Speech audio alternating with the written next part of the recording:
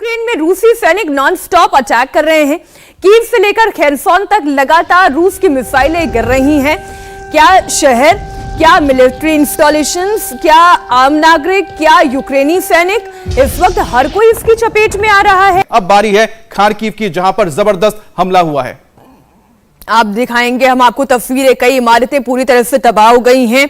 आप चर्च की बात कर लें, रिहायशी इमारतों की बात कर लें, आप स्कूल कॉलेज की बिल्डिंग की बात कर लें, आप मेट्रो स्टेशन की बात कर लें, गाड़ियां हर जगह, खंडहर में पूरा का पूरा शहर तब्दील हो गया है।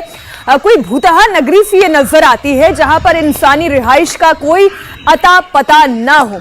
खार्किव पर रूस ने कितनी जबरदस्त बमबारी की है उसकी तस्दीक करती है। एक तस्वीर आप देखें और इन तस्वीरों से आप अंदाजा लगाएं कि वो इलाके जहां पर लोग बसते थे, वो इलाके जहां पर लोग पढ़ते थे, वो इलाके जहां से लोग ट्रैवल किया करते थे, आज वो सड़कें, वो इमारतें किसी खंडहर से अलग नजर नहीं आती हैं।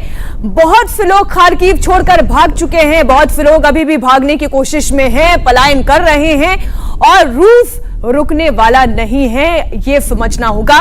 रशिया ने पहले ही कहा था आप वो देखेंगे जो इतिहास में पहले कभी नहीं देखा गया, और तभी दबाव बनाया गया था पहले मिलिट्री इंस्टॉलेशंस को टारगेट करके। लेकिन जब यूक्रेन नहीं माना, नहीं झुका, तो फिर धीरे धीरे जितने और आप एस्टैब्लिशमेंट्स देख रहे हैं, ऑर्गेनाइजेशंस देख रहे हैं, रिहायशी इलाके देख रहे हैं, उन्हें भी धीरे धीरे करके रशिया ने अपना टारगेट बनाया। धुएं का गुबार आप देखिए, धड़कती हुई कहीं आग नजर आती है। आप बर्बादी का अंदाजा लगाएं इन तस्वीरों के जरिए। यूक्रेन का दूसरा सबसे बड़ा शहर खार्किव।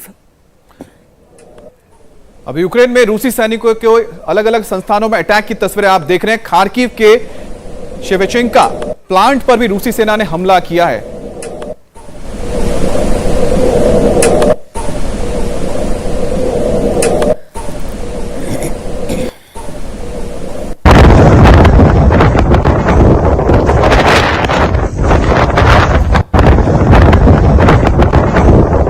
और आप ये देख सकते हैं तस्वीरें इस वक्त खार्किव में। यूक्रेन में मिग 21 क्रैश हुआ है, लेकिन आपको बता दें मिग 21 जो वहां क्रैश हुआ है, बताया जा रहा है कि ये रोमानिया का शायद मिग 21 था जो बॉर्डर के इलाके में था, जो गिर गया था। अब इसको लेकर बहुत सारे सवाल उठ रहे हैं कि आखिरकार रोमानिया का प्लेन अमित वहां क्या कर रहा था। ये खबर आ रही है, ये खबर ये आ रही है कि रोमानिया का जो प्लेन था वो मिग 21 था और रोमानिया का था, जो रोमानिया के इलाके में लेकिन यूक्रेन के बॉर्डर पर फ्लाई कर रहा था, जिस पर गिरा था। उसके बाद वहां पर आपको पता दें प्यूमा हेलीकॉप्टर भी वहां पर एक गिरा है, जिसकी बात भी सामने आई है, जो यूक्रेन का नहीं था बल्कि रोमानिया का था।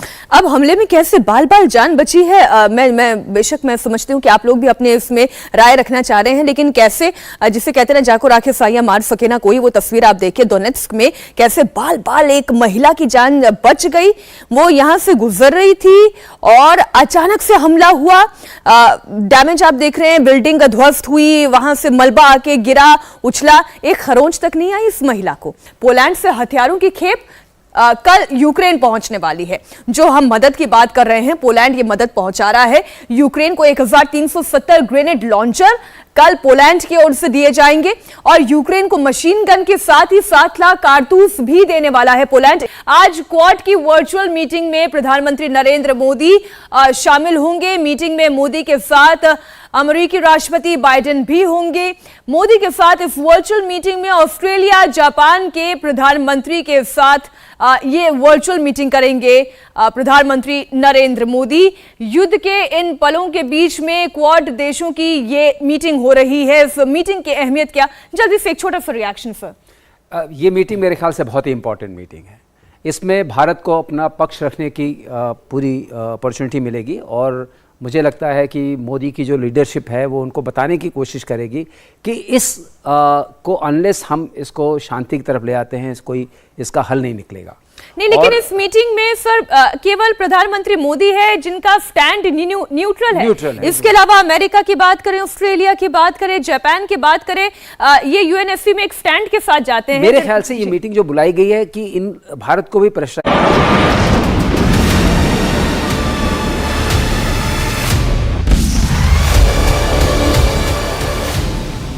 और 8वें दिन युद्ध जारी है और आपको बता दें इस वक्त की जो बड़ी खबर आ रही है यूक्रेन से, खेर्सों पर रूस का कब्जा हो चुका है और अपनी पोजीशन को और मजबूत करने के लिए रूस की सेना मिसाइल से खेर्सों पर अटैक कर रही है। खेर्सों में लगातार धमाकों की आवाज सुनी जा सकती है, रात भर गोली की आवाजें आती रही, गोलाबारी होती रही, लेकिन सबसे बड़ी बात है खेर्सों को कब्जे में लेकर रूस ने एक बहुत बड़ा अचीवमेंट हासिल किया है। एक तरफ सी ऑफ एजोव, दूसरी तरफ ब्लैक सी पर कब्जा किया है। क्या करूं?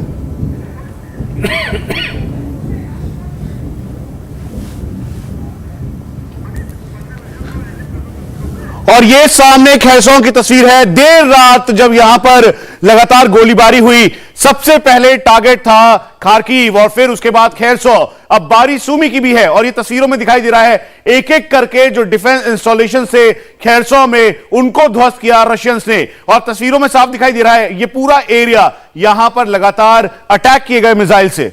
और खेर्सों में रूसी सैनिकों के मिसाइल अटैक की भी तस्वीरें आई हैं। आपको दिखाते हैं किस तरह से मिसाइल से खेर्सों में अलग अलग इलाकों में उन्होंने अटैक किया। और तस्वीरें देखिए, एक के बाद एक कई सारे यहां पर आपको ब्लास्ट नजर आ रहे होंगे। इसका मतलब साफ है कि मल्टी बैरल रॉकेट लॉन्चर्स का इस्तेमाल किया गया है, जहां पर कुछ सेकंड्स में ही कई गोले दागे जा सकते हैं। और एक बार फिर से आप खेर्सों की तस्वीरें देखिए, जहां देर रात से लेकर अभी तक लगातार गोलीबारी हो रही है और इस पूरे एरिया में लगातार बॉम्बिंग की जा रही है। वजह बिल्कुल साफ है कि यहां पर अभी भी यूक्रेनियन फोर्स का डोमिनेशन था। इसको खत्म करने के लिए रशियन फोर्स का ये अग्रेसिव ऑपरेशन लॉन्च हुआ। एक एक करके जो रोशनी दिखाई दे रही है, दरअसल ये मिसाइल से अटैक किया गया, स्कैंडर मिसाइल का इस्तेमाल किया गया और फिर पूरी तरह से इस एरिया को ध्वस्त किया गया। जनरल सोई, जब ये तस्वीरें देखने को मिलती है, खार्किव से आ रही थी, अब यही तस्वीरें खेर्सों में है, सूमी में है, क्या इसका मतलब है? इसका मतलब साफ है कि रशिया ने अपने ऑपरेशन इतने तेज कर दिए हैं और उसकी जो वॉल्यूम है, उसका जो कैलिबर है और जो उनका एक के बाद एक लगातार हमले हो रहे हैं, जैसे हम देख रहे हैं कीव में सारी रात एयर सायरन बजते रहे और यहाँ पर लगातार मिसाइल अटैक हो रहे हैं। इसका मतलब साफ है कि रशिया अब उनको, यूक्रेन को दिखा रहा है कि इस तरह का भयावह तस्वीर हो सकती है। इंडिया टीवी हर वक्त हर जगह डाउनलोड करने के लिए सर्च करें India TV news Google play store या ऐप स्टोर पर।